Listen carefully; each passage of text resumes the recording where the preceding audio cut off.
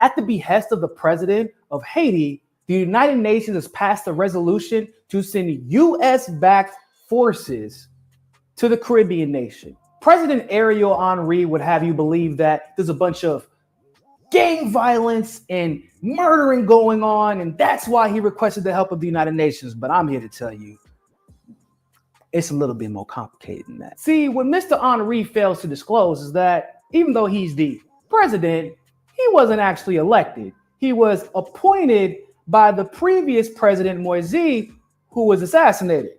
And some of you might be wondering, well, why go through all this effort to protest so violently and aggressively if they can just elect somebody new?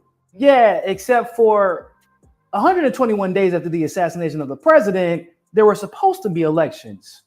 Henry just refused to hold them. And one would naturally think there's no way that their legislature is going to put up with this, except that there is no legislature.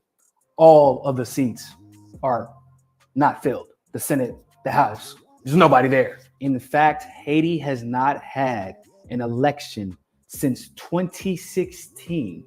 So yeah, if I was in a country that's striving to survive and haven't had an election since 2016, I think that I would be a little bit pissed too. And it's not like the United Nations has a good track record of helping Haiti when they're there.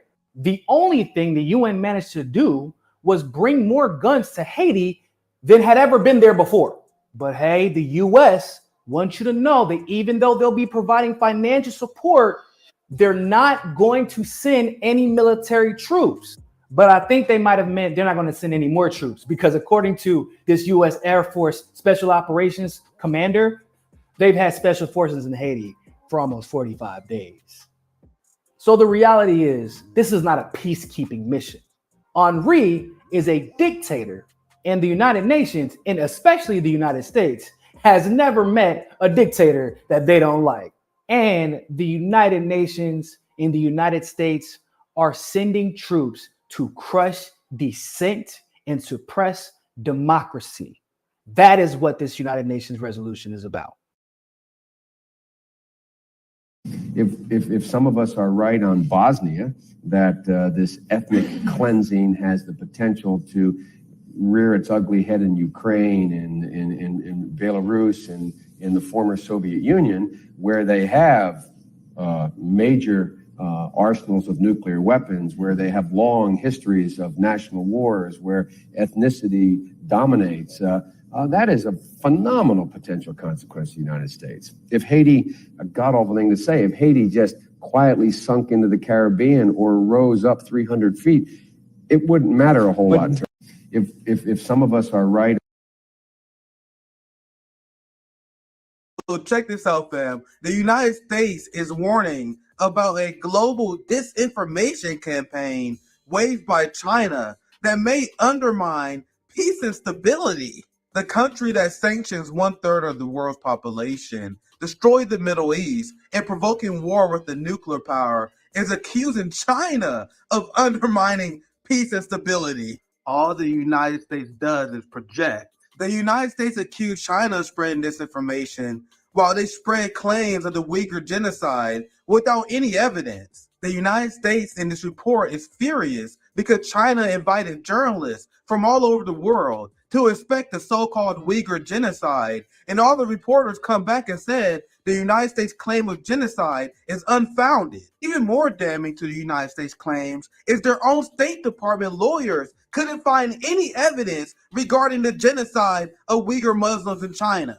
So because people don't believe their bullshit lies about China anymore, the United States is complaining about Chinese disinformation campaigns. This is a technique they use all the time. This is the same way the United States complained about Russian disinformation because the global population reject the Ukraine war and funding Nazis in Ukraine. Anyone who don't repeat United States neocon talking points is repeating Russia and China disinformation. Now you guys see why I say the United States is the most propagandized country. What's poppin'? What's poppin', my friends, my family? Welcome back to another edition of Nick and Night. I have a fantastic show for you guys today. How ironic is it? And this is a Western tactic that they are complaining about Chinese disinformation, the same way they complain about Russian disinformation, they blame Russian disinformation for everything. Russian disinformation is the reason why Queen Hillary lost. And after Queen Hillary lost her election, liberals were so upset they are willing to plunge the world into World War III to get revenge for their Queen Hillary Clinton. So everything that goes wrong for the ruling class is Russian disinformation. Is that interesting? The same way you had Canada cheering for Nazis in Ukraine, a former Nazi veteran, and they shift the blame onto Russia. Justin Trudeau famously blamed Russia for the fact that they are a country that harbor Nazi war criminals. And nowadays, speaking of extraditing them because it was such an embarrassing moment, but they harbored a Nazi until he was the tender age of 98. The tender age of 98. And now they want to blame Russia for that. Now, the United States is losing their influence. Their propaganda does not work the same way it used to. So now they're warning about Chinese global disinformation campaigns that could undermine peace and stability. The United States, of all people, is complaining about undermining peace and stability. And now, one of the reasons why they complain about this, because not only are they losing the war on public opinion regarding NATO and Ukraine, you have global left leaders, I'm going to cover this here soon, like AMLO, who just recently called out the NATO war, called out U.S. sending arms to Ukraine. You have Lula, a very influential leader, the leader of the largest country in Latin America, social democrat who's been very critical of the war. So the same way they're losing in the war on public opinion on that issue, they're losing it on China. So one thing that they had in this report, because they made this bullshit report up, right? They are mad because their claims of the Uyghur genocide is not landing, is not sticking, because it's a claim to have no evidence. Now, we had great guests. I'm gonna bring my guests here soon, but I'm gonna show you guys what most of the hoopla is about. So the United States keep lying about the fact that there is a Uyghur genocide, despite the fact that the quality of life and the life expectancy for these populations are increasing. So Beijing just invited journalists. They invite people to openly tour this quote-unquote Uyghur genocide, and they've been doing this for quite a long time. And every time they do, the journalists come out and say, well, I'm not saying it's perfect, but the claims of genocide is 100% unfounded. So you had, I'm going to read this part right here, and I'll bring my guest in. On a tour in late September, sponsored by Beijing, the 22 journalists from 17 countries, so different backgrounds, different countries, visited bazaars and chatted with residents over dates and watermelon slices. They later told state media they were impressed with the bustling economy. So better than what I said, actually, right? Because actually a lot of these journalists will visit these areas and they're like, man, it's actually crazy how well established and well firmed their community is. They describe the region as full of cultural, religious, and ethnic diversity. And they denounced what they said were lies by the Western media. And they said this is an example of what Washington sees as Beijing's growing efforts to reshape the global narrative. Why won't people believe us when we make up claims of genocide anymore? I don't know. It's almost as if we have eyes and ears in their internet that exist, right? So there are a lot of ways you can disprove the genocide of the Uyghur Muslims in China. One example is is a thriving culture, the thriving community of the Uyghur Muslims. In fact, their life expectancy and literacy rate has skyrocketed. In the United States, Black people's life expectancy has gone down. So you guys understand, there is more legitimate claim for me to say that there's a genocide of Black Americans than there is to say there's a genocide of Uyghur Muslims. What is one argument that they use? Well, they are putting in forced education camps. You mean school? That's what it is. The same way we are forced to have public education, China forces public education on their population. So they have public education. They say you guys are not exempt from public education, and then people say, "Oh my God, you're forcing them to have an education." It's so fucking stupid. But I that's my just intro monologue. I don't want to have my guests waiting all day. This is my good friend Andrew. I'm glad you were able to make it to the show once again. Amazing grassroots activist, and we hung out in Seattle for a bit when I gave my speech at Worker Strike Back. So welcome back to RB and Andrew. How's it going, Nick? Thanks for having me on. Yeah, what's popping? Always great to have Andrew on. Andrew has a wealth of knowledge of global affairs, foreign policy, and activism as well. So it's great to have you back on the show. I'm interested in your thoughts on this disinformation, Russian disinformation nonsense in general. But we also have another esteemed guest, someone I love having on the show. Welcome back to RBN, fantastic journalist, author, and host of the American Exception podcast. Welcome to RBN once again, Aaron Good. Hey, thanks, guys. Great to be here. Let's pop, my friend. So I want to start with Andrew first because I start with a little monologue and regarding the United States publishing this report warning of this global disinformation campaign waged by the Chinese government. And one of the reasons why I say the United States is the most propagandized country in the world, because everything they do is straight up projection. So I want to I'll pass to Andrew first. Do you have any reactions to this story, the claim that China and Russia is perpetrating unique disinformation that is different than the United States? So Andrew, what's your take on this? And I'll pass to Andrew just to get started. Yeah, well, I'll send a link real quick for a little bit later, but when I was looking at this up earlier today, I saw that CNN just started publishing a regular newsletter called Meanwhile in China, where they just compile a bunch of barely or completely unsubstantiated propaganda about China. So oh, Jesus Christ. Perfect example of the projection. And I think, we've gone into many times why, CNN, and you've gone into it many, many times why CNN really should be considered state media. I mean, there's so many different intelligence officials and even kind of like semi-active military officials that are on all of these different corporate networks. But I mean, the main thing that struck me from the headline that you sent from the AP is that they're saying it could undermine peace and stability, which I think is by far the biggest lie out of that bunch, and also the biggest example of projection. I mean, other than border disputes, which have occasionally erupted into really basically just skirmishes, small armed conflicts. And when the Chinese came to the defense of North Korea, I can't think of any instances where China's even been involved in a war. I think that should be pretty obvious why that's a crock of shit to anybody looking at that. Oh, yeah. I'm glad that you sent me that link because I'm going to get to this. This is the height of irony that they print this report and then the Guardian publishes this fake news. I don't want to spoil it. I want to get Andrew in here because it's funny that they're accusing China of waging disinformation campaigns, and the Guardian ran this, and the journalist who printed the story was called out for lying about this, and then she locked her account. And now instead of making a retraction on the story, you have CNN, Washington Post, the Washington Journal. They are printing this story uncritically for the people who are not watching, for people only listening.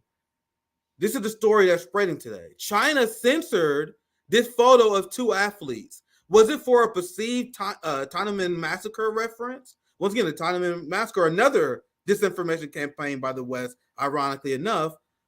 But it doesn't take much common sense to realize that, no, China did not censor this. You can find this image all over social media. This is something that a Guardian journalist posted with no evidence whatsoever. But before I continue with those receipts, I don't want to spoil it too much.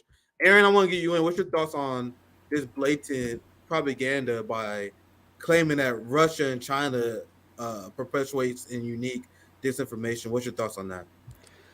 Well, this really goes back to the Cold War playbook. It's every bad thing out there is communist disinformation or Soviet, Russian, Chinese disinformation, and if it's embarrassing to the United States, which really is the main disseminator of propaganda globally. When you look at what it the volume and impact of what it puts out, but there are the issue of the genocide that you spoke, or the alleged genocide, is just so absurd in that, as you point out, the population is increasing, the Uyghur population and the overall It's a weird population genocide, isn't it? in Xinjiang, and they are the quality of their lives, the quality of the life in general is improving over there, by every measurable indicator. And so this is you have to take this into account. Now, there are issues with the internment camps that they had, or re-education camps, but these were a response to, and they did go beyond public education. However, they were a response to Salafi terrorism, and the crackdown that they have had on religion isn't that they banned Islam or anything else, because as reporters will talk about when they come back from the region, there are many mosques, and the Muslim culture is thriving there, and it's visible wherever you go. They did ban Salafi Islam, which, if you really believe in the principle of freedom religion, in an absolute sense, you could say, like, well, they shouldn't do that. But Salafi Islam is that's the Saudis' brand of it, sort of wacko fundamentalist Islam that really wouldn't even have the foothold that it does in Saudi Arabia if the Saudi royal family hadn't allied with these Wahhabi religious fanatics, and then gotten backing from the British Empire and then later the U.S. Empire to basically establish this orthodox, austere version of the Muslim faith that's really kind of crazy. And they promote it and they spread it in different places. And the Chinese saw it as a problem. I have to believe, knowing the way that the U.S. operates, that they use those same networks that they've used of jihadi bomb throwers everywhere else to stage those terror bombings and such in Xinjiang, which is what the Chinese government was really responding to. So that aspect always gets left out of the story, the fact that there really was terrorism that they were responding to. So that gets omitted entirely, and if that's omitted, then you're never even going to get into the bigger question, which we don't when we talk about Islamist terror in general in this country, which is the long history of the U.S. backing for the worst Islamist fundamentalists and terrorists, because these were a way for them to control the politics of countries in the Muslim world. They realized that they could manipulate these people. They preferred right-wing religious fanatics to socialists or nationalists, and so they've done everything to work with the local despots that they support in these countries to promote a kind of crazy version of Islam. And this is, we're in Xinjiang, we see a little bit of that combined with the way that the U.S. has tried to control Central Asia after the fall of the Soviet Union. So these are what the stakes are. But the biggest joke of all is that the Chinese would be interested in destabilizing peace somewhere in the world. Like, where's their peace that China is trying to disrupt? Okay, Yeah.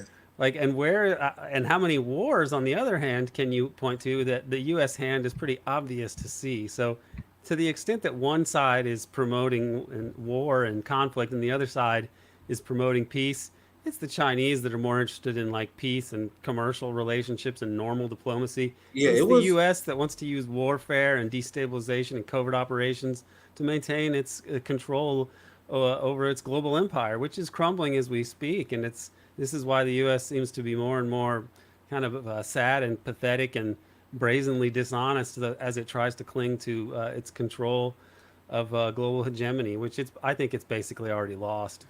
Yeah, to your point regarding the concept of China undermining peace, it was China that brought Iran and Saudi Arabia together for a peace deal that effectively stopped the genocide in Yemen.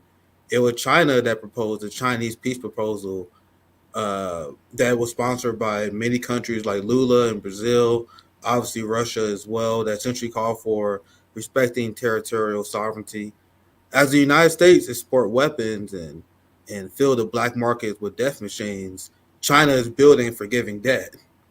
So they understand that they're losing this war on public perception. That's why they're printing ridiculous state media stories like these, where it said the United States warns of a Chinese global disinformation campaign. And then you have another one, AP is on fire. And I didn't even know about that until you told me that, Andrew. The CNN Meanwhile in China uh, uh, segment page they have. I got to peek that out more often. But look, the U.S. see China's propaganda efforts becoming more like Russia's.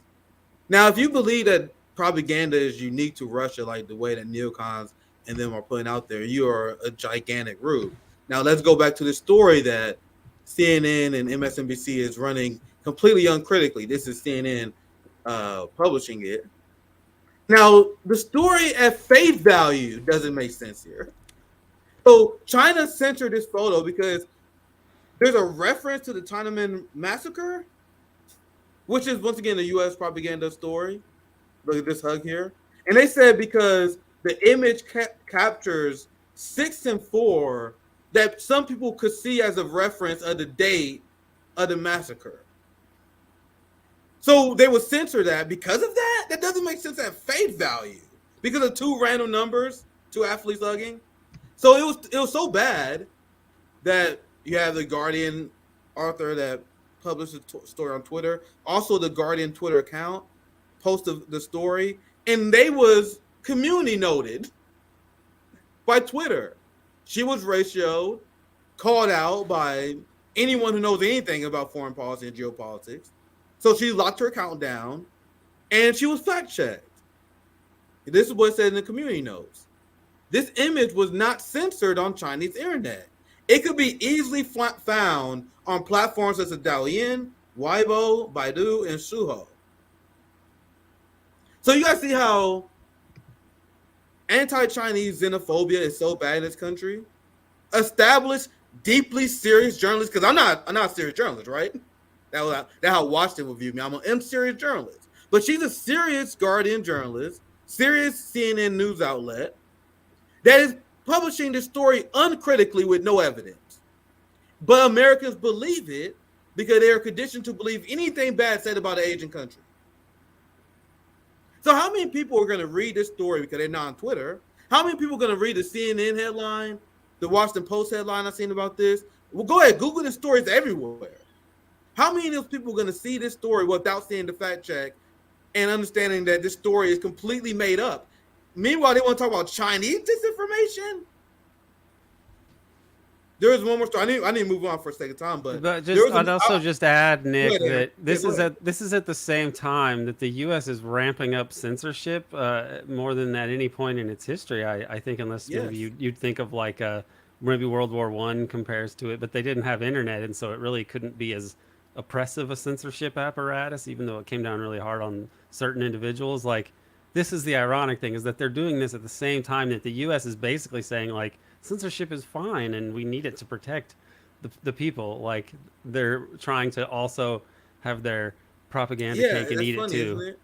That's such a great point, because they're pretending that China is this uniquely authoritarian censorship country. Meanwhile, you have the Biden administration that is literally taking a court case to the Supreme Court. You know, the court case that said that Biden was illegally censoring and cracking down on the First Amendment. Biden is taking that to the Supreme Court, and they're trying to argue that they have the right to pressure social media companies to fall in line and censor people. But they want us to believe that China is uniquely bad. Now look at this here. This person who was caught lying, and she lost all her credibility on the story. Look at her. Now this is something that we mention on the show all the time. They bring these people of Chinese descent, always the one that come out as the most unhinged China hawks and neocons. The same way Negroes in the Black Congressional Caucus are the biggest ones cheering for the Democrat Party and for war. It was John Lewis that punted congressional approval so Barack Obama can destroy Libya. So isn't it funny? And I wanted to call this out because it's disgusting. These people sell out their own people for the war machine, and they get caught telling blatant lies all the time. Chinese coons are the highest order. That's what they are. I want to see. I think I got one more. I might have to skim through a few of these. Go ahead, Andrew. If you have anything else you want to, Yeah, add. I just think it's such a funny fact check. It's so funny to now, like, Twitter's not really that different, but it's so funny that now you can just occasionally see things making a little bit of sense on Twitter, like that fact check. And that one's extra funny because Douyin and well, I don't remember the other three, but I recognize their names when I see them. I know Douyin, but they're like the largest social media platforms in the world. And for a Yeah. reporter to think that they can get away with that, it's like to some Yeah. extent they kind of can, because there's such a difference in the languages. I mean, there's absolutely nothing in common between, the English or any other Latin alphabet and Chinese characters, and very few Westerners really speak good Chinese. So they think, well, we could probably get away with that. But it's also interesting. There's like, I think that's another reason that they want to ban TikTok and kind of Yeah. clamp down on its content on other social media platforms, because there's this really funny pipeline going on where like stuff gets really popular on Douyin and then it's put onto like Instagram or TikTok simultaneously, and it's mostly like artists or musicians or whatever. There's no like Chinese propaganda ops going on Douyin, but it's just so funny. Like, it's such an easy thing to fact check if anybody wanted to, but yeah, people are caught in their little bubble, and most of her followers are going to think, "Oh, good, I'm glad she closed off her account to the riffraff. Now we can just kind of feel Yeah. They probably think it was Russian troll farms that was going after her. No, she was getting ratioed and destroyed in this tweet. There's the Guardian tweet that got destroyed because, like, I don't have access to Douyin. I'm not too familiar with it, but even people that see my tweets that follow me, like, dude, we literally found this shit immediately. Like, it's so easy to debunk this nonsense, but once again, they repeat it because the American people have been conditioned to be so Russian xenophobic and anti-China xenophobic that they can be lazy. They can just say whatever, and people will believe it. I'll just do this real quick because I don't want to cut off completely, to show you guys some more examples how this story about Chinese disinformation is pure projection. You have Politico, who was also fact checked by the community notes for trying to whitewash the Waffen SS and Nazis in Ukraine, saying that a lie can make it halfway around the world before the truth even gets its boots on. And the ongoing turmoil over Canada's parliament recognizing former SS trooper Yaroslav Hunka highlights one of the most important reasons why. And it was brutally fact-checked because Waffen SS members had to swear allegiance to Adolf Hitler and the Nazi regime. Now, there's just another example of them trying to make Nazis and the enemies that we lay in bed with seem more compatible, because Russia media and propaganda have all the reason to go ham at this story. It legitimizes their talking point that the West is pro-Nazi. And now, because of this own goal, now they're saying that the Canadian Parliament Nazi scandal fueled a Russian disinformation campaign. You guys see the pattern? Whenever we do something bad, it's not because our leaders, it's because of Russian disinformation. Anyway, I'll pass it to Aaron first. Any last thoughts on the story? I kind of went long on that first segment, but you guys have any thoughts before I move on?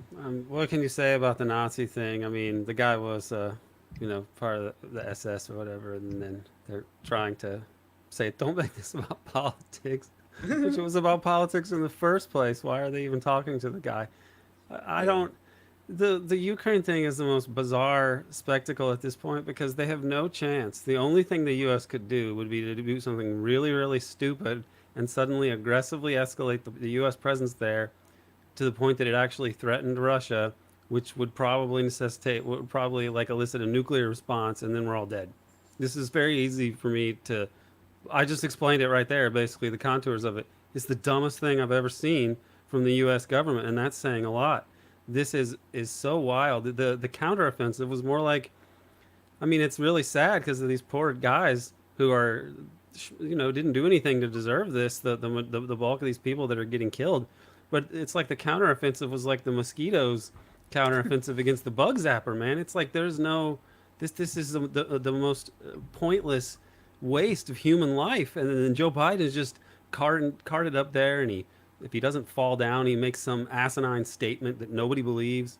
I've never seen the U.S. empire in such a pathetic state, and I only worry that it's like a prelude to them just going totally off the rails and just blowing everything up.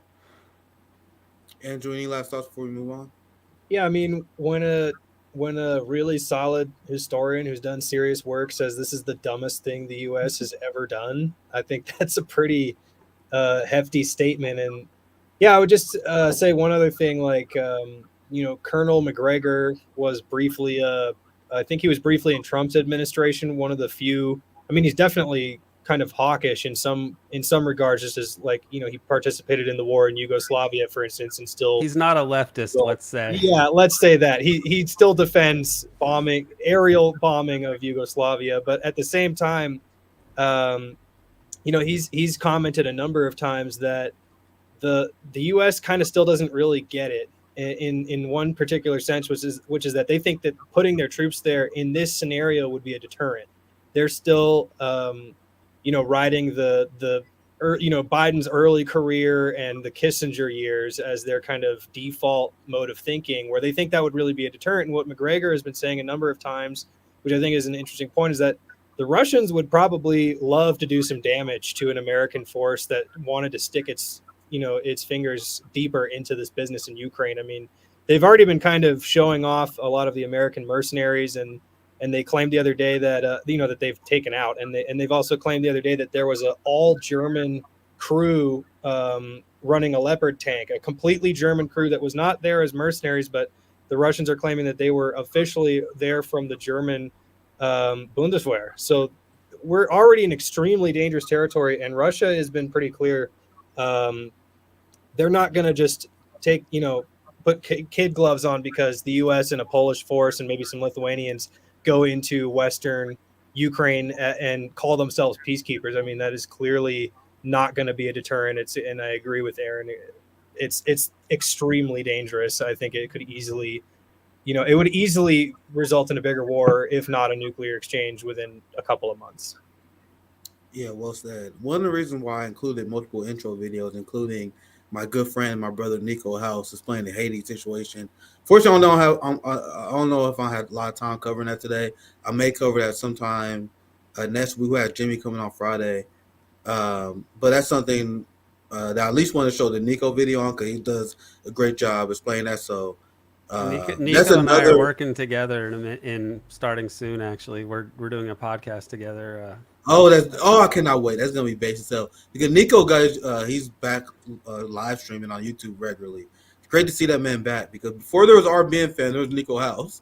Nico House was alone on the island as a black radical taking shots at for the same people that take shots at me because they don't like my uncomfortable positions against the Democratic Party, Jim Crow Joe, etc., etc. So I'm gonna leave the Haiti to the Nico video. But one thing that I was reading up on, which is important to make clear, Kenya, and we covered this before. Murray Kimberly says it. So if our great elder Murray Kimberly says that, I think I can say it. Well, Kenya is the great coon country of Africa. Where I want people to understand this, they are marketing the Haiti situation as multi-international cooperation, but it's actually the United States whipping support. You know what I mean? It's an operation completely ran and financed by the United States. The Biden administration already pledged $100 million to start with regarding this Kenya police force led operation. And they're going to have people on the ground, U.S. intelligence forces on the ground, help coordinating with Kenyan police. So Kenya played a big role into it, but don't buy the whole multi-international thing. They signed on because they got to be loyal to the U.S., but this is a United States operation. But I'll cover that more in detail later. I want to have a guest on because I got good surface level knowledge, but I want someone who's really well read on Haiti that can help me debunk that as well. So I'm actually going to move up to one of our main stories. And I saw this and I kind of made a change last second because this is so unbelievable. I've been probably the most loudest and aggressive against Bernie Sanders, even to the point where it made people that even somewhat radical uncomfortable. You guys saw Dr. Wester's kind of response to my video. He didn't tone politically, but when people see my criticism, Bernie, like, man, come on, man, give him some benefit of the doubt, man. No. How angry you are at Bernie Sanders, you should be even more upset at him. And I can say that because no one did more for the Bernie Sanders campaign as an individual probably than me.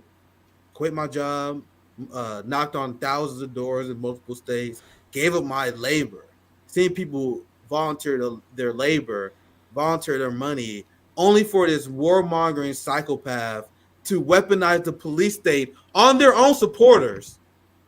Like, fam, it's not like RBN, Nico House, Jimmy Dore, you know what I mean, was there. You know, the people that was openly hated by the Bernie Sanders left. He sicked the police on his own supporters. Cole Pink, an organization that is still pretty friendly with Bernie Sanders and the squad, all things considering.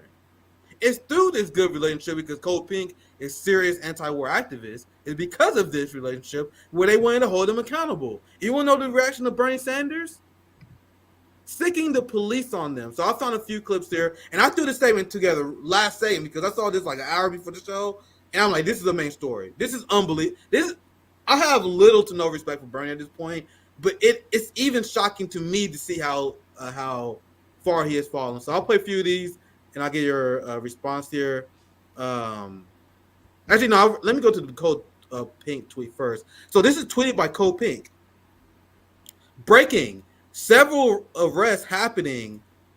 Sanders' office, as we remind him that he knows diplomacy is the answer.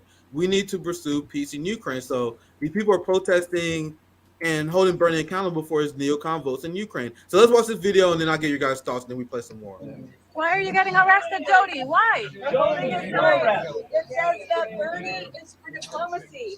I'm here to remind him that he knows diplomacy is the right thing. He knows peace is the right thing.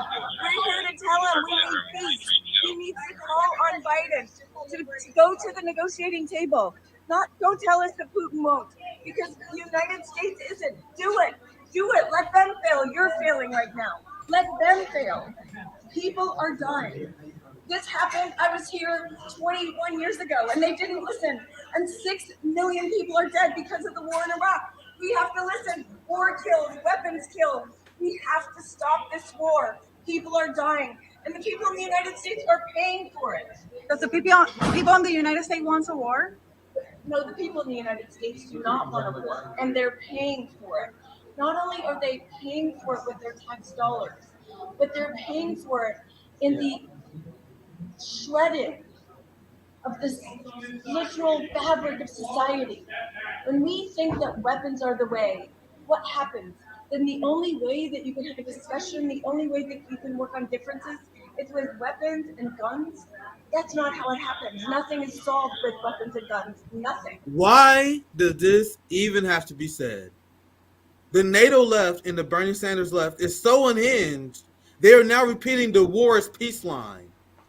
We're bombing for peace in Ukraine. Ignorance is strength. Freedom is slavery now, according to people. What she is saying here is common sense. But the entirety of the NATO left is completely going along with this war that's killing hundreds of thousands of the Ukrainians. An entire generation of Ukrainians are wiped out. But they think they care. I'll let the video finish, and I'll get your guys' thoughts before I show some more receipts. Where's the leadership that models sitting down at a table and coming up with some agreements? This has to end. We have to stop the war people. We're free. When you used to say the anti-war. What do we want? Peace. What do we want now? What do we want? Peace.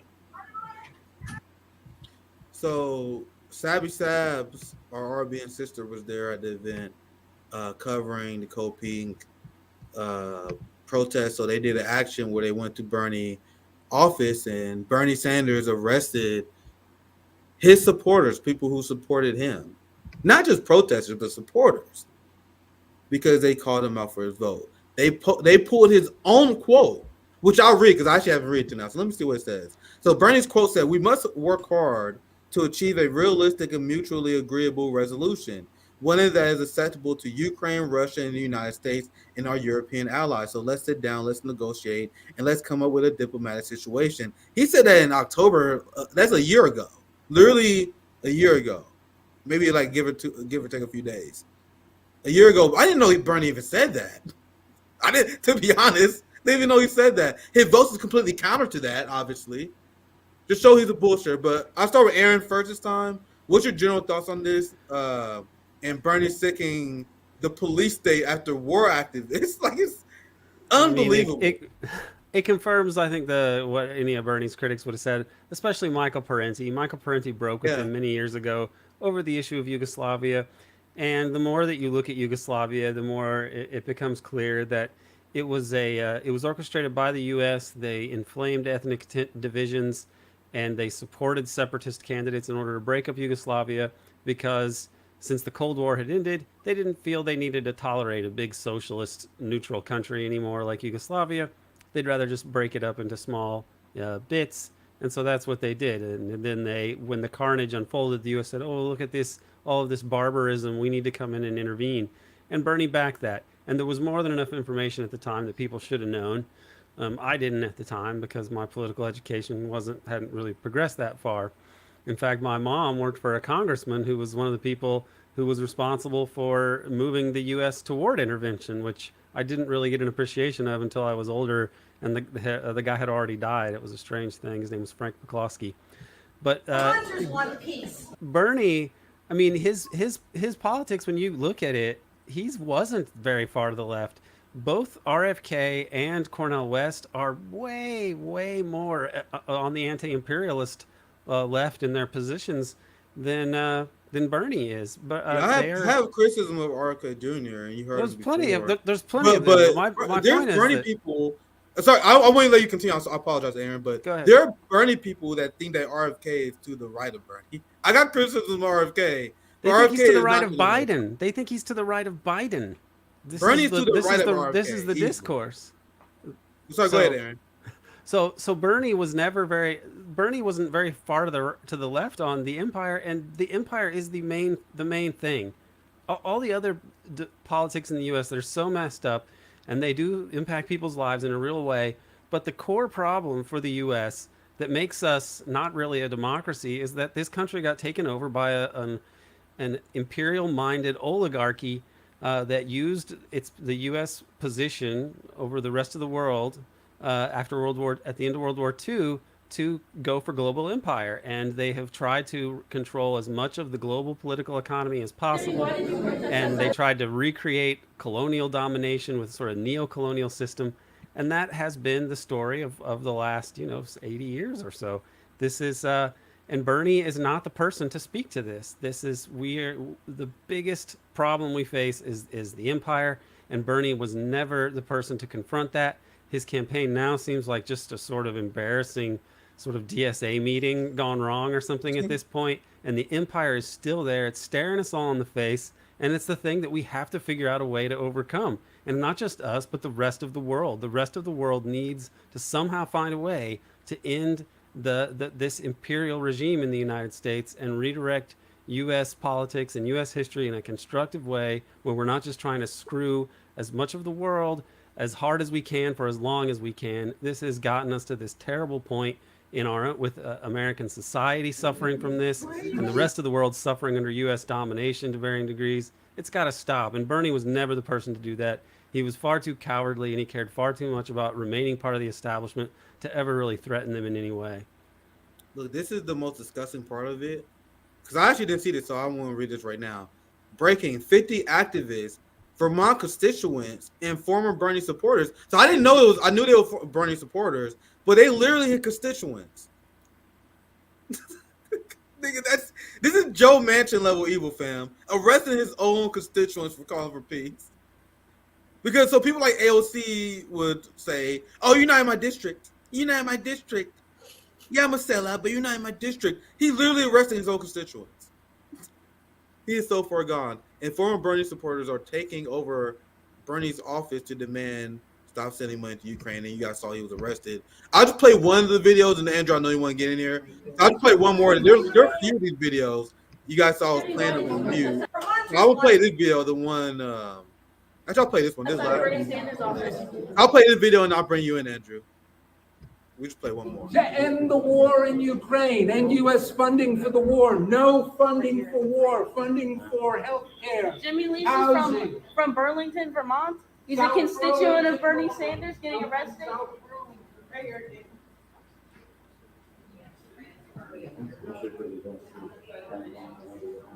What are we demanding Bernie do, Jimmy? We want him to end the war. Speak out against the war. If he spoke out against the war, it would make a huge difference.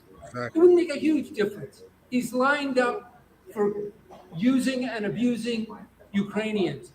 And he's been supporting using and abusing Vermonters who live in the terrible noise zone of the F-35 at the airport. 115 decibel F-35 taking off and landing in a city, it's a crime. And Bernie supports that. He's the supporter of assaulting people. We need peace. 1,000 children live in that noise zone. Shame. How many Bernie supporters are being radicalized right now as we speak? Because that guy said Bernie he's responsible for violence on the supporters. Now, actually, I want to get Andrew. What are your thoughts on this, Andrew, before I continue? Yeah, I don't know. I very much appreciate how frequently you and some other people who really have some stones are willing to cast them at Bernie Sanders. I mean, one of the best points that I think that you've made that really hit me right in the feelings is when you're talking about how many times at Bernie's campaign events he was having people on who were in wheelchairs, who were on dialysis, who had family members die of extremely preventable diseases, and was saying, I'm gonna fight for you guys. And then completely he has no shame. He has no shame at all taking pro-imperialist positions. I think Aaron's very right.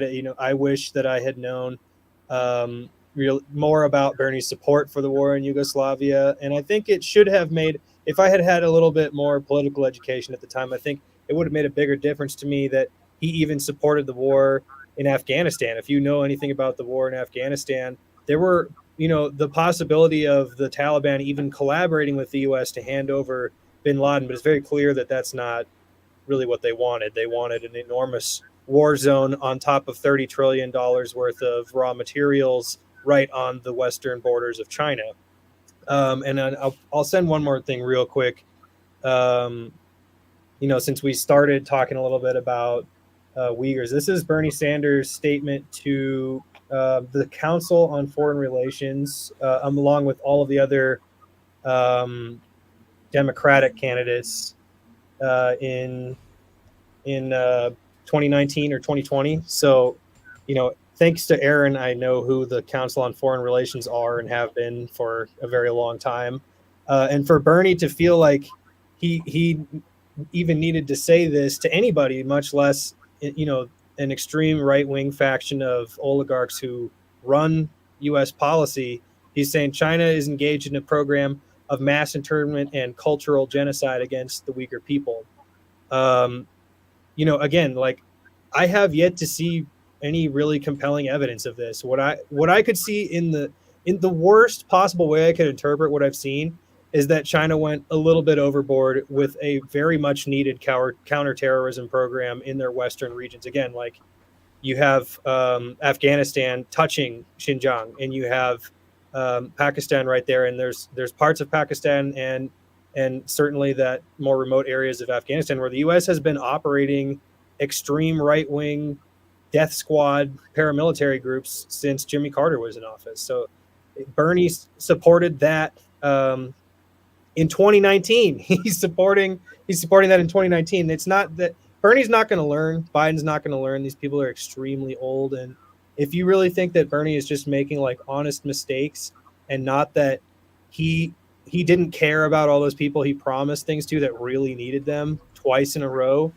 he cared more about his own career and his comfortable end of life and his ability to still be in the media with some degree of positivity. Yeah, one more thing I want to say, because I did say this in my last segment regarding the genocide. It's such a weird genocide because where are the bodies? Like, Yemen is a genocide. How many starving and dead children have you seen from Yemen? That they horrify me.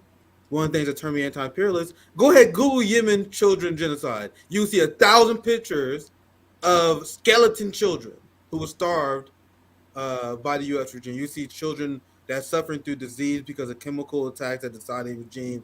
authorized as well. Like there's all these horrible pictures, right? No bodies, no pictures of Uyghur genocide. And you guys think that the Western media wouldn't have that plastered everywhere if there was bodies, if there was evidence of that.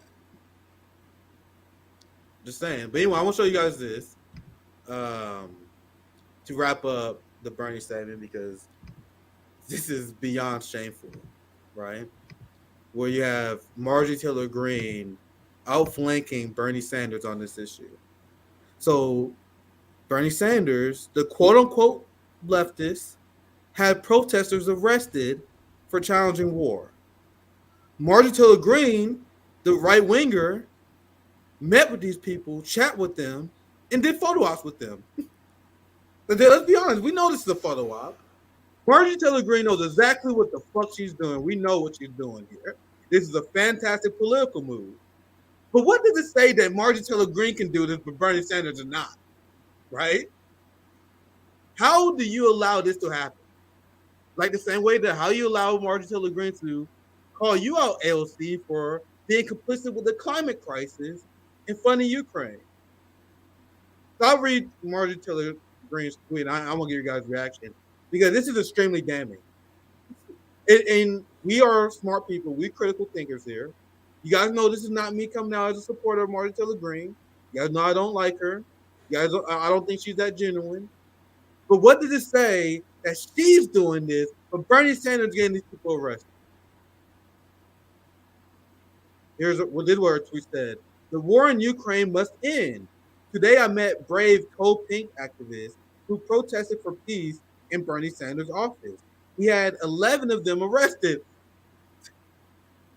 Peace and free speech shouldn't be a partisan issue. Jesus fucking Christ, man. You're going to have Marjorie Taylor Greene that now forever going to be able to have this over Bernie Sanders. You got peace activists arrested, fam. You think I'm right wing? Well, she won't say that because right wing is a good thing for her. But that's the obvious conclusion I come to with right. Last thing I'll say here, we don't agree on most things, but we do agree Congress should stop fueling the war in Ukraine. Wow, man. You guys think I enjoy doing these segments? Absolutely do not.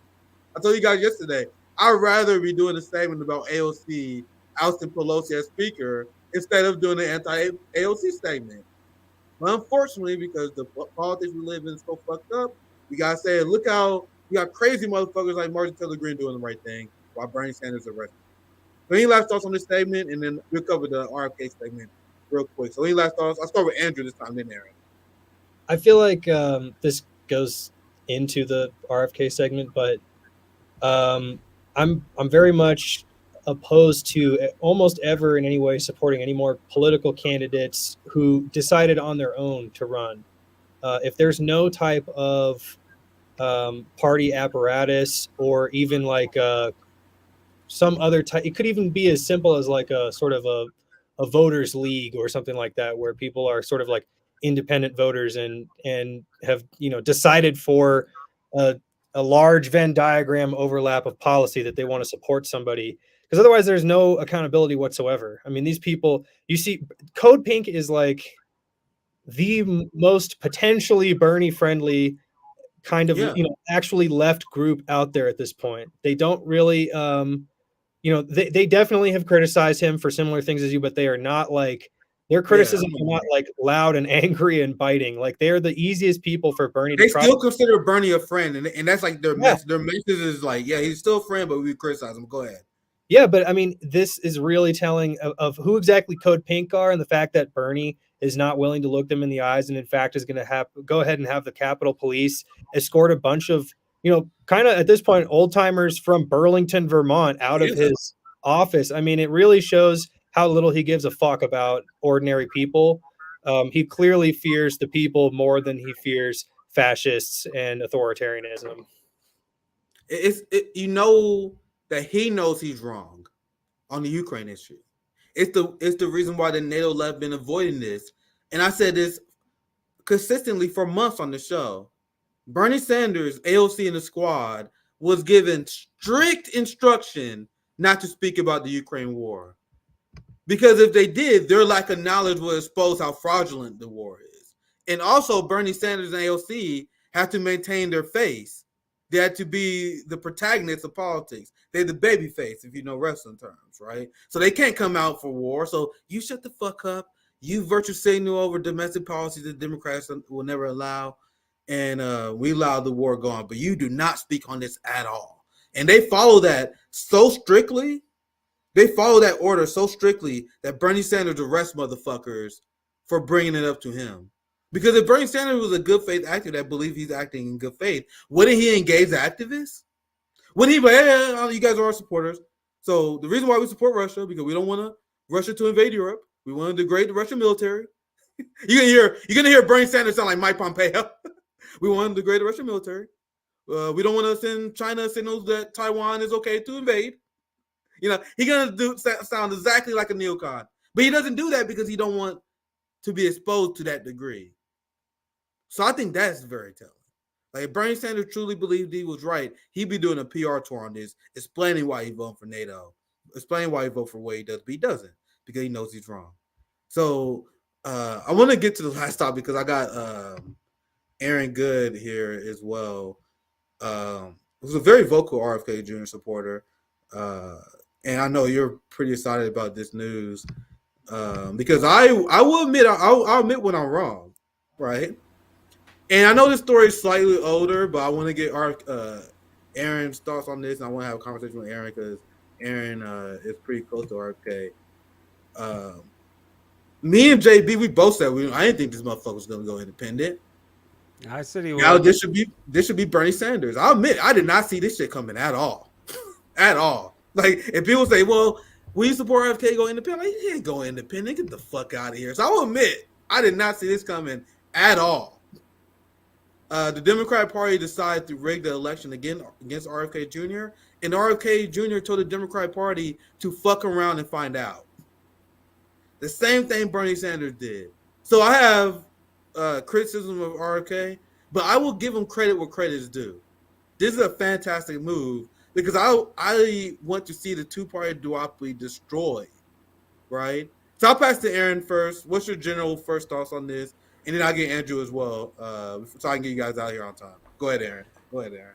Well, I also don't like the fact that that we're ruled by a corporate duopoly that works to crush any sort of meaningful democracy and reproduce oligarchic global empire election after election, no matter who we vote for. Now, RFK is trying to do something very interesting for a person outside of the two-party system. He's trying to run a campaign and actually win. He's not thinking that he wants a beautiful protest. He's trying to win because I think for a number of reasons he recognizes, hey, how important it is. I mean, his uncle JFK ran for president because he thought the risk of nuclear war was extremely serious and that somebody needed to do something about this. But even as he runs as saying a lot of things that are, for the Cold War. He didn't run saying like I'm Che Guevara or something like that. He ran as a Cold Warrior, and then they eventually murdered him for thinking that he was not doing the right thing for the Cold War. So we need to be aware of this history. Americans are not aware of the history of our own country. One way that this is going to be addressed, I think, that's going to be going on at the same time as this RFK Jr. campaign, there's a film series that I'm working on called I've been brought on here late. I'm just going to be working on the website and the blog, and they might interview me for the film. We'll see. But it's a series of short episodes, about an hour long, on the 4 assassinations in the 1960s. RFK, or the Kennedy brothers, so JFK and RFK, and then also Malcolm X and Martin Luther King. They were all killed for basically the same reasons by the same general force in the American regime, this sort of fascist dark quadrant of the regime that makes it so that the U.S. is always pursuing empire. And when Kennedy went against that, they murdered him. It's the evidence of this is overwhelming, and people will see this when the films come out. But then they also kill Malcolm X, they kill Martin Luther King, and then they kill Robert Kennedy. And this history, people need to understand like how obvious, how much evidence there is for one thing that this happened. Because when they talk about Chinese propaganda or Russian propaganda, we have propaganda that's not even propaganda. It's like we have a whole fake history, and Yeah. and like RFK is, because RFK is trying to win, and I have understood that this is what he was trying to do from the beginning. I didn't look at him and think like, do I agree with all of his positions on this or that?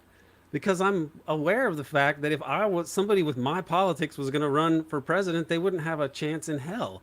Uh, and so why would I want him to be articulating all of the correct positions? But what I do believe is that he is telling the truth when he says he wants to wind down the empire because he wants to take a stand against the corrupt merger of state and corporate power, which he knows is basically a definition of fascism. And he knows that the fascist apparatus of the state killed his father and killed his uncle. And he, I believe, is going to risk assassination because that's what he's doing. I believe he'd walk over broken glass or burning coals to be able to do this. And it's exactly what the country needs in terms of winding down the empire and restoring some measure of democracy and ending all of this censorship and, going after Assange and all these other crazy authoritarian measures. Like, he is against those things. He is not a socialist. Okay, I'm more of on the socialist side and a critic of capitalism, but there is no socialist political formation that is viable in the U.S. to build a coalition around. And so, what is there? What does that leave? Well, democracy is something we say we believe in, and he is someone who's saying, let's follow the Bill of Rights. Let's stop being a lawless global empire. Let's stop the coups and overthrow operations and invasions and bombings. Let's try to do what China has done and befriend the world. And also, he, unlike anybody else, including Cornel West, RFK Jr. signed the Truth and Reconciliation Committee pledge. It's American Truth Now. You can go to that website. It's a statement signed by a number of prominent Americans, including members of the Malcolm X family, Martin Luther King's family, and the Kennedy family, calling for a truth and reconciliation process like they had in South Africa to disclose the truth about the political assassinations of the 60s and to lead a national discussion and process so that we can look at what happened to this country and how we became essentially run by this outlaw imperialist regime. And I believe he absolutely wants to confront them, and he would like to either do it, and he's willing to risk getting killed trying to do it. And to me, this is an actual. We're so, myself included, we're so cynical and jaded about U.S. politics that this is actually an amazing human drama that you couldn't really script. I don't know that he will win, and I can't predict exactly what he would do if he were elected, but I will say that I believe that unlike people like Obama or Bill Clinton that want to like get a bunch of speaking fees and everything else when they leave and they want to serve the bankers as much as they can, I believe that I understand why RFK is running because I understand his biography and I know people around him like David Talbot, my friend and co-host of Devil's Chess Club. He's the one who told Bobby years ago, and he just planted the seed. I don't really think Bobby totally believed him until years later, but he told Bobby, look, I interviewed everybody that was around your father. Your father was going to reinvestigate the JFK assassination, and he told people that, and then they killed him because Bobby didn't even know that until David told him that. And this is, to me, people, it's cliche when people like Alex Jones say like it's not left right, that's a false paradigm, right? That's usually bullshit. But what I will say about the RFK campaign and the way that he does attract some support from conservative regular Americans, I don't mean like conservative like oligarchs necessarily, but it is because it is a bit about a top-down system that's not even appealing to conservative people. Most people who, even conservatives, it's a tiny minority of conservatives that would really support what we do have, which is a disguised fascist system that wants to rule the world and wants to make sure that the side of the imperial oligarchy always wins, even if that requires murdering elected officials and anybody else. Like, that's the system we have, and nobody is even, the Democrats and the Republicans are pretending that we don't have that system, that we have some other make-believe system that they want to talk about. And that's all bullshit. And RFK is out there saying, I'm going to tell the truth to the American people. And by and large, that is what he's done. Some areas I think he's quite wrong on, and so I don't think what he's saying is like the full-on truth, to put it mildly. But set all that aside, the bigger picture, he's taken on the most powerful, richest, deadliest forces in the world today, and probably in human history, and he's facing off against them. And I think that we should all unite again, around him for this purpose.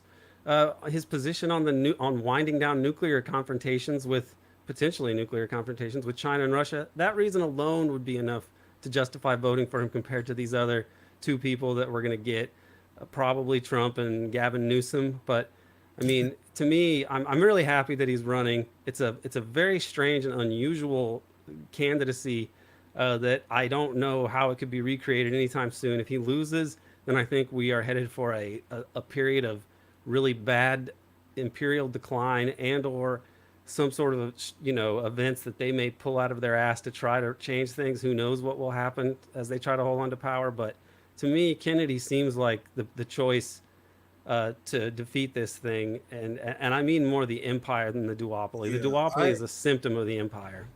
Yeah, I have my reservations, especially regarding the role of electoral politics and making change. But I will say this: I appreciate the revolutionary optimism that I hear from RFK Jr. supporters, and the sense of urgency that we must take on the system. I never had respect for Marianne Williamson and her supporters. Cause look at Kyle and Crystal right now. Marianne Williamson supporters was always open bias supporters. Like they were having a little pet project. You have Kyle already doing propaganda for Gavin Newsom. So you already know that Marianne Williamson and her supporters were never serious. So I have a lot of reservations about RFK, but I appreciate that his supporters and his campaign seem to be serious about shaking things up. And I'm glad he went independent because it showed he was serious about that. Because one thing I would say before was, I don't think you're serious, bro. Like if you're a Democrat, I don't think you're serious about anything you say. So at least he's not fucking around, man. He is not like, it's not a vanity candidacy. It's not a protest thing. Like the guy wants to win. Yeah, and the fact they went independent kind of shows that because I didn't think he was serious. I don't think anyone would run a Democrat in the current state of affairs is serious. So that's interesting. I want to get Andrew in here, but I want to ask one thing to you, Aaron. We're not going to fight over it, but I was just going to ask you just a question. What will you say to people who are still hung up over RFK because it's position on Israel, maybe qualified immunity? So I'm not fighting you. I just want to ask. I just want to get your thoughts. Like, what would you say to people who are more on my persuasion? Like, man, the issues are tough, man. What would you say? I don't want to fight. I just want to ask you. The qualified immunity thing, I'm not sure exactly what his position is on that, so I'm not going to comment on that. Just in general, what would you say to people? The Israel thing, I'll speak to more. I think that the idea of any lobbying organization or entity or network of lobbying groups is to create a system of incentives and disincentives for politicians to support your side and not to oppose your side. In the case of Israel, to my mind, the facts are on the side of the Palestinian supporters, okay, including myself. However, I can't help but notice that 99, really it rounds up to 100. All of Congress supports Israel. All the people who have any shot at being the president support Israel. Logically speaking, this issue is not contestable. So why this seems like the dumbest litmus test that you could ever have. You're insisting as a litmus test someone take a position that a rational person would say would disqualify them from electoral politics in the United States. So for that reason, I think like you have to accept that it may be if he wants to win, it may be the wiser move. And if he's trying to win to, among other things, prevent nuclear doomsday, then can you even say it's like would be more moral to take the correct but politically suicidal position of like going all in for Palestine? I mean, Americans sadly are not even really that motivated by appeals to that politicians would make about caring about what happens to American people. So you're going to like suddenly persuade a lot of Americans that they should vote on the basis of people suffering in Palestine? I don't think that's I think realistic, that's unfortunately. I wish Americans cared about those sort of things, but most people don't care about things that are totally abstract to them. And with the way the media handles it, it basically is abstract unless they sort of see more reports that like support Israel's side. So that to the extent it's not abstract, they are propagandized to back Israel in this. So I think that he has bigger fish to fry, and that people should put this into perspective and think, what are the things he's offering to do, and really that we could think he's sincere about doing, and are these things actually substantive and good?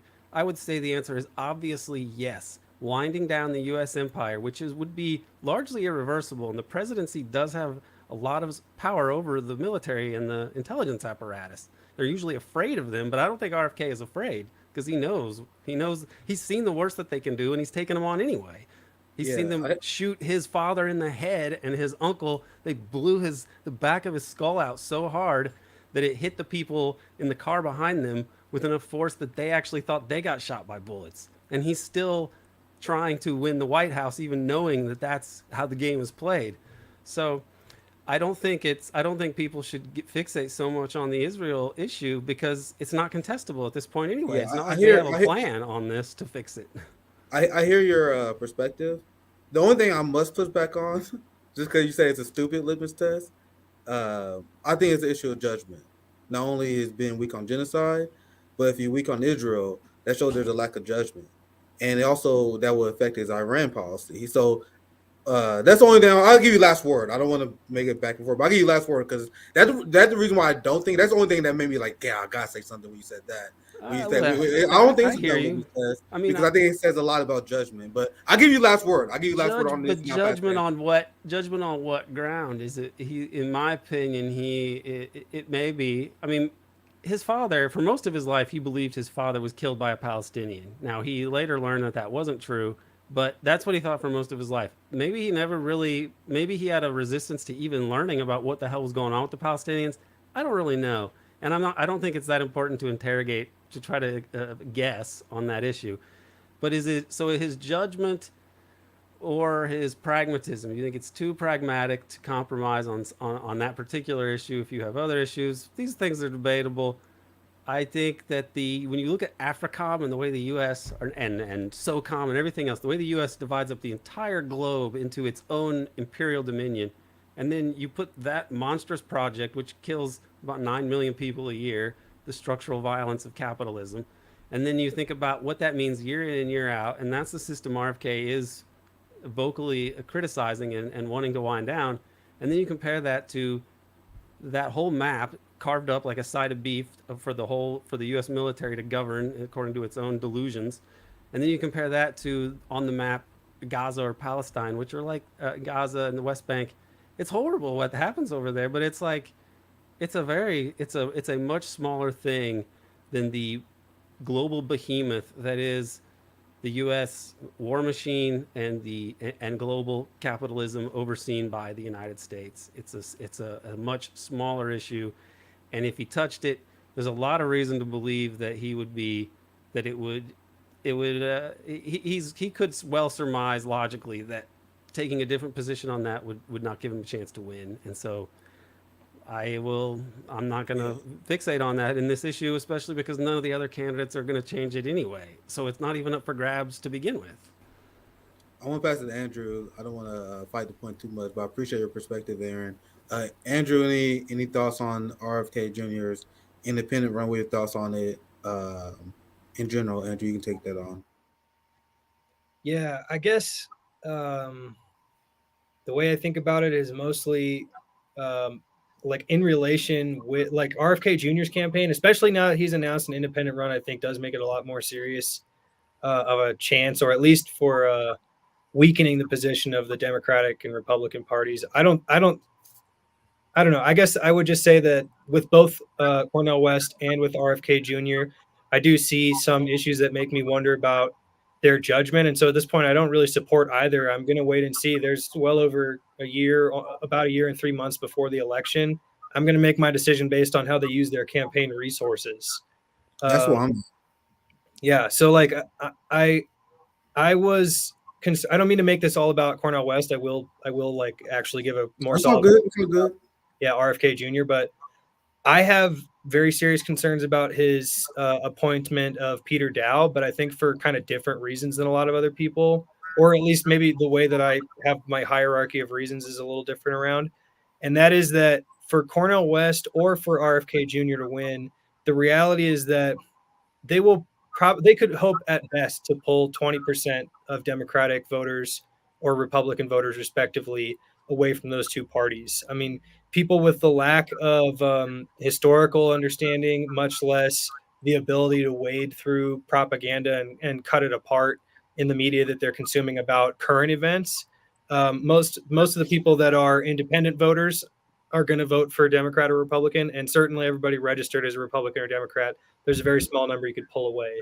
So then the question is, what type of strategies can you employ to pick off, pick up non-voters and convince them in a way that is really genuine that voting for you and your campaign, whether you win or not, could have a really positive impact on their lives. So the reason Peter Dow as an appointment makes me really concerned is that his whole entire training is how to run campaigns to go after Democratic voters, having the resources backing him up of the Democratic establishment, and now he doesn't have that, and he is not likely to come up with ideas like we're going to organize a bunch of campaign events that are not in the big stadium or in the big whatever the normal pit stop is for a campaign. We're going to have a big like cookout and potluck, and we're going to have a diaper drive and school supplies and clothes, donation drives as the main event of the campaign event. I mean, something like that. If that some strategy that is that far from a normal or typical political campaign, I think would actually have a real shot of picking up many millions of voters. Because at this point, like everybody who's been paying any attention has concern about how the money is going to be spent.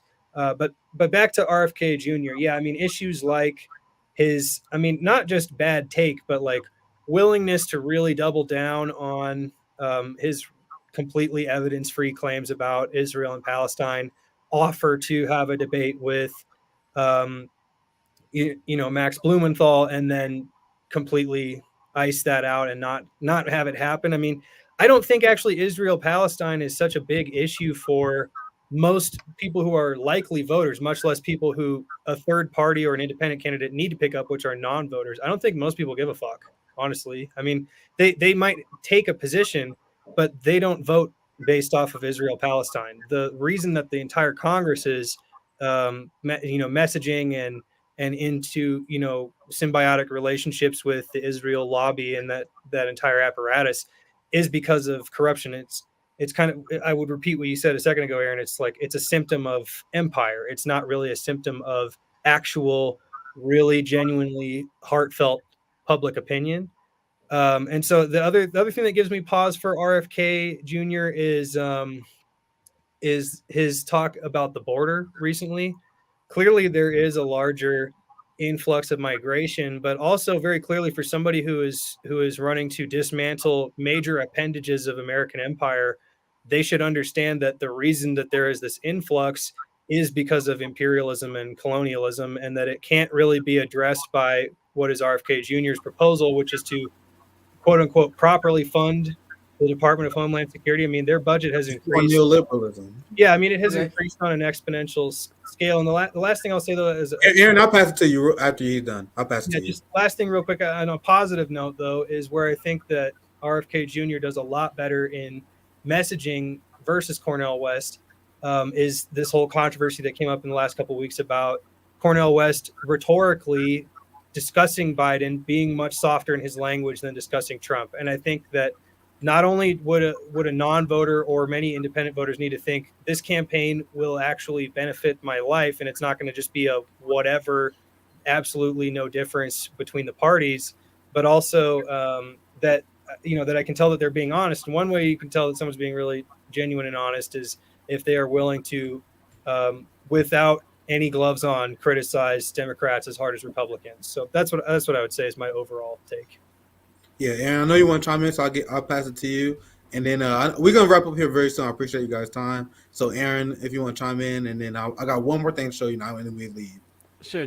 I want to respond to two things that he said there in his thoughtful little spiel on RFK, which I think is like reasonable. By and large, the border issue, you're right about his policies being not compatible with like the sort of typical progressive leftist position on immigration, but in terms of like he's talking about border security and such. And then yes, when he has said like we should look to Israel for our model, that also does not gladden me when he says those things. Okay. Yeah. But the one thing that I will, well, a couple of things I will add about his border policies, he does actually say that this long history of the U.S. being the global bully and immiserating countries in Latin America has fed the immigration crisis and problems. And this is why we've had traditionally a lot of people coming up from the Latin America to the United States. That we should really change these policies and that we shouldn't be the global bully the way that we have been. And the other issue is that in general, borders like open borders is not really a policy that you could expect to be popular in the United States. Or, I mean, even if you were a socialist country, I don't know that you need these. I mean, national sovereignty and controlling your own borders is necessary for a functional modern state. So this is some like, I would hope that he would have a humane policy for controlling this issue, and also that he would look at the foreign policy aspect of it as well, which he has spoken to more explicitly. So there's a little more going on there that people should know about. The other issue that I've heard Nick talk about in the past, or reference in the past, I don't know if we did tonight, but this relates to what Cornell was saying about Biden and him being a little softer when it comes to Biden and his criticism of Biden, which to me was kind of embarrassing, because why is he doing that? Who is he trying to win over? People on the left or people on the right? I don't understand it. And the issue is, and this is where I think the left being so duped about the nature of this regime and some of its worst crimes is it really comes back to bite it in the ass, because you can't say that, like, oh, Trump is the fascism, so we better watch out. Like, the fascism is here. Who killed Malcolm X, Cornell? Who killed Martin Luther King? Okay, what is a system called if the state will intervene on behalf of the oligarchy to make sure that the people never win? That's fascism, okay? So we already have fascism.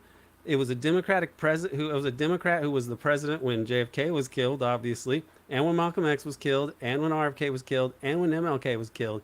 That was the nominal head of state, and the state killed all those people. And RFK has the balls to call this out. Why don't you? I've heard him talk about Martin Luther King and his assassination, and he'll make vague references to how they killed him. Why doesn't he come out and call for, like, truth and reconciliation? Coretta Scott King tried to get Bill Clinton himself to look at how the federal government was involved. He said, look, we had this civil case where we showed that the federal government, where a jury decided that we were correct about the federal government being involved in killing Martin Luther King. And Bill Clinton blew off Coretta Scott King. Okay, that's a party that wants to protect fascism. That's fascism. Okay, not like Trump may have fascist vibes, but the bullet to the head of the elected official backed by the state is more fascist than, like, Trump's vibes. That's what's so frustrating to me, because I'll pass right back to you, Aaron. But that's why it's so frustrating, because I explained this to Cornell like 2-3 times. He went on Sabby's show, and Sabby explained it to him. And then he went on Jimmy's show. Jimmy showed him my tweet where I make the argument that Democrats are fascists. He was like, yeah, I love Nick, man, but I don't agree with him. And then he proceeded to make an ass of himself. And I'm like, and people wonder why RB had criticism. Like, bro, you threw me under the bus, fam. In front of tens of thousands of people. You said I'm wrong. And your message is weak. It's a weak message. Sorry, Aaron, I want you to finish your thought. But he's too academic in his answer. Because he will say stuff like, well, I do think Biden's a fascist, but neoliberalism is a form of fascism, so I call him a neoliberal. But people got to understand that neoliberalism is no. That's too long of an explanation. Yes, you're technically right, but you're campaigning. But sorry, go ahead, Aaron. I want you to finish your thought. I'm really fond of Cornell. I met Cornell once, and he gave me a hug, and it was kind of surreal. I was part of the steering committee for this Black Radical Tradition Conference at Temple, and I think that they included me because I was friendly with someone who could help to get a venue, which he actually did, and also I was really happy to have done that. And I invited Abby Martin down, and she did an interview with Cornell, and they posted it later. It was very cool. And then Cornell just, he was talking to my committee member on my dissertation, who was his friend, Joe Schwartz. And then I was just sort of standing there, and then Cornell just gave me a hug. It was really surreal. And I was like starstruck, and I'm not that often starstruck by people. I'd heard him in the past. He's the best orator, probably the best living orator that there is. I wish he had, if you combine some of his oratory with just a little bit of RFK's, like, not giving a fuck, then I would like that candidate a lot, but he wouldn't exactly have a chance, I don't think, as the full-blown Christian socialist in this country anyway. So somehow I think they need to join forces. If RFK wants to do a truth and reconciliation process and he ran and he was able to become president, I can't think of anybody better to lead that than Cornel West. And that would be a hell of a thing. It would be it would reorient, I believe, the United States, because we would have to confront some serious dark truths that we as a nation have hidden for too long and that have festered like some dark family secret and that have brought us to this really shitty juncture that we're at now. And we're going to deal with this history, or this history is going to deal with us in different ways when this empire crumbles, which is what happens to all empires. And I hope that somehow West and Kennedy can work together and succeed where Martin Luther King and Robert Kennedy Sr. failed in 1968 because they both got whacked by the state. I hope that we have a better outcome this time, not necessarily just not for me or for any of these, two guys, but like because the world and the nation need this desperately. We can't have another 4 years with some deep state on autopilot, risking nuclear war, messing with China and Russia. We just can't afford this. We don't have the luxury to like wait for the perfect person. I think we really need to somehow find a way to make it happen in 2024. Yeah, I'm gonna show you this, and I'll pass it to Andrew. I'll give you guys one last thought, and then I'll get you guys out here. The one thing I want to show you, I saw this Fox segment where it was talking about RFK running independent, and they put this graph up, and this shit infuriates me. This is among independents, right? So I've been saying this for quite some time. If you're an independent and you vote for Republican or Democrat, you're not independent. Yeah. Stop cosplaying and register as a party that you fucking vote for. Because I don't set people who call themselves independent if they're not voting third party. Even if they vote for a third party, I don't agree with like a libertarian party. If you're independent, be fucking independent and vote third party. This shit right here is unacceptable. Where 52% of quote unquote independents support Trump, 39% vote Biden. What are you, just too embarrassed to call yourself a Republican or Democrat? Anyway, this shit annoys me. But I hope that Dr. Cornel West and RFK can change this. I will give you guys last thoughts. I appreciate you guys hanging in there with me for 90 minutes tonight. So, Andrew, your last thoughts on this story in general, or anything else you want to say. This has been a long, interesting conversation. I'll pass to Aaron for last thoughts, then we wrap up. Yeah, I would just say, I just want to repeat again, like my decision on if I will vote for either RFK Jr. or Cornel West, again, is going to be more about how they use their campaign resources. I definitely agree with a lot of what you've been saying, Aaron. The last thing I would say, not to like go too far back into that conversation, is my point about his statements about the border is his proposed solution, or at least roadmap to solution, involves giving a lot more funding to the Department of Homeland Security. That's regardless of how I would structure border policy. I would not do it with the Department of Homeland Security because, as we've seen from the Twitter files and the fact that they run slave labor in their, migrant detention centers, they are very much a part of the national security state apparatus. And so I would be very hesitant about advocating for supporting that. But yeah, overall, I definitely agree with what Nick was saying about independence. And that's why I said that, independents are likely going to vote for a Democrat or Republican. So I agree. I lump them into that same boat. And then again, if I consider you could pull 20%, maybe, I don't know if that's a little too generous or right on the money, no matter how good of a candidate you are in the first election where you actually break 170 to 200-year-old duopoly. You're probably going to have to do that with non-voters. So that's just my final thoughts. Again, I'm happy that RFK Jr. and Cornel West are running regardless of my major criticisms, because they have resources and name recognition that do a lot to weaken the duopoly. Yeah, I said it many times, despite my criticism, I love the fact that Dr. Cornel West is running, because he's going to serve as a very important tool to pull Black people out of the two-party duopoly. And that's something I care deeply about. But I got to maintain my criticisms and face that. You guys know there's no secret. Like Aaron Good said earlier, like I like Dr. West. Like Dr. West followed me a long time ago. My first ever Substack article, I wrote was an op-ed comparing black neoliberalism to Malcolm X style socialism. And Dr. Cornel West hit me up and said he enjoyed the article. We've been friends ever since. But as someone with a platform, as someone who has some sort of responsibility, I can't allow my feelings towards friendship with Dr. Cornel West to get in the way of my analysis. And I try my best not to allow that conflict of interest to affect my analysis and what I direct, what I believe the best step for the left to do. So I'm more in a position where Andrew's at, and I said it's literally even before Dr. Cornel was announced, way before. I said I think we need to stop declaring our support for people. I like it, and I'm gonna be one of the people that may vote for you, may not. Are you gonna keep working for it or not?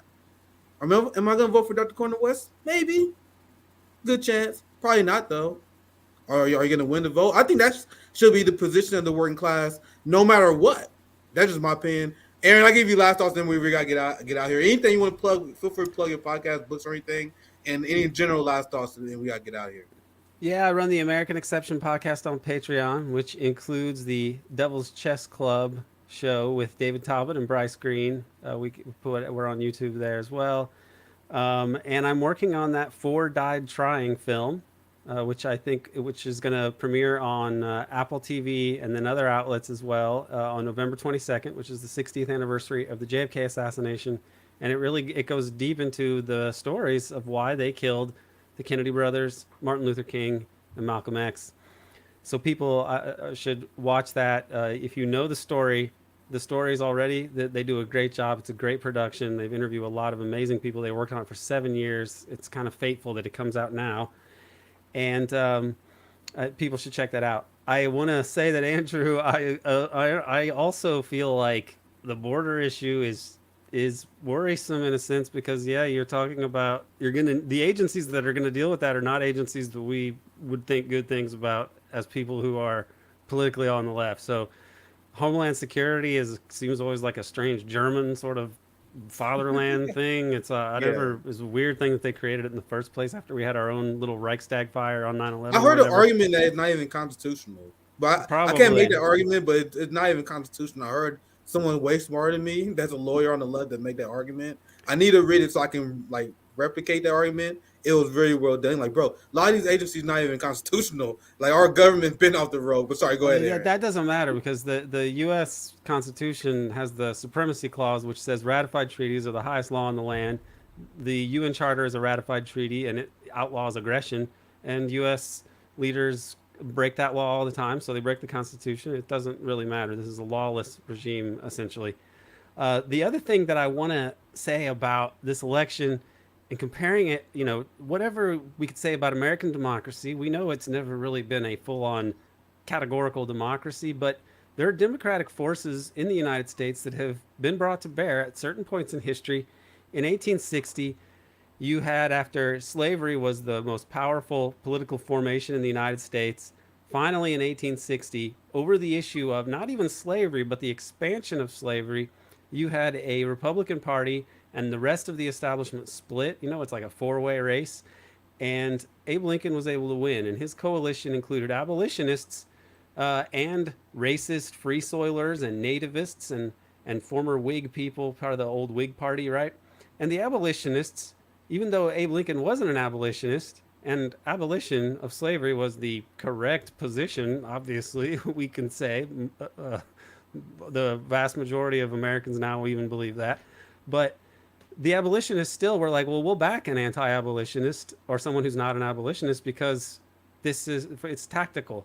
By being totally opposed to the expansion of slavery, Abe Lincoln set in motion the end of slavery because his election and the fact that slavery wasn't going to expand, it freaked out the planters, the slavers of the South so much that they realized that in a matter of years, the balance in the Congress would change and they could no longer have the laws they would need and get them through the Senate that would protect the institution of slavery. So they seceded right away. And this is how it changed. It wasn't that there was some Christ-like figure that emerged and just totally told the full-on truth about everything and was completely righteous. It was somebody who was the right person at the right time that could form a coalition around him. And I think that is the position that we should look at today. In 1968, something similar almost happened in the U.S. with the empire. And you had in 1967, Robert Kennedy Sr. tells Martin Luther King, hey, you should take a group of a multiracial group and bring them to the Capitol and stay there and demand that they stop spending money on the Vietnam War and start spending money on social programs. And MLK said, okay, and he led the Poor People's March. And and King's family believes that that's actually why they murdered him. But think about the fact that RFK Sr. was the one who told him to do that.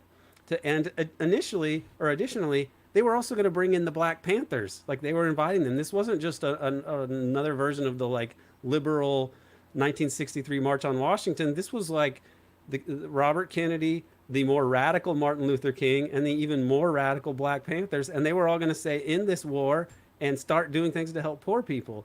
And that's where the country was at in 1968. And democracy likely would have prevailed, and you would have had a change in the trajectory of U.S. policy. But they just murdered everyone. They murdered Martin Luther King in April, and then 2 months later they murder Robert Kennedy right after he wins the California primary. And we know what happened since. You get Nixon, Watergate, Reagan Revolution in America goes way far to the right, when it really in 1968 they were on the verge of going further to the left than they ever have. And so the fascist apparatus of the regime just murdered everyone. This is a history we got to deal with, and we got to learn from it. And there's no better time like now, because these issues are coming to a head. And unlike 1968, the U.S. does not have this hidden reserve of power around the world that it has acquired through covert operations and everything else. Like, actually, diplomatically and economically, the U.S. is in a much weaker position. I think the empire is basically dead in the water at this point, and it just needs to be somehow put out of its misery without leading to nuclear Armageddon. And I think that the RFK campaign is probably the most viable way to have any hope of achieving that. I appreciate you guys for sticking in there with me for Nick at Night that we have every Wednesday night. CJ records during the day. Friday, we have a great show for you guys. Jimmy Dore will be joining us. Kevin McCarthy was ousted as speaker because Matt Gaetz used the force to vote strategy.